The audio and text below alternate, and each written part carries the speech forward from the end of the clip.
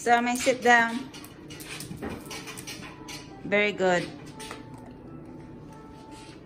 Guys, kita ko lang tong ano ko.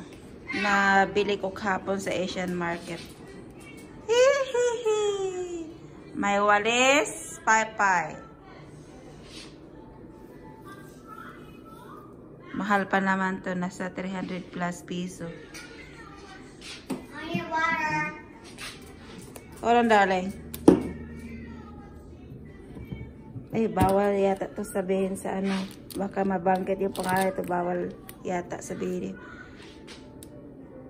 Kalabasa. Kalabasa dito sobrang mahal, kaso ano, si Jillian kumakain ito. Spring rose.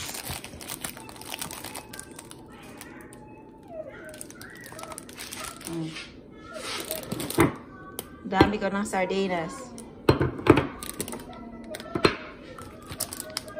At may tuyo. Konti lang yan, guys. Konti lang yung binibili ko, pero ang nabayaran sobra-sobra, oh.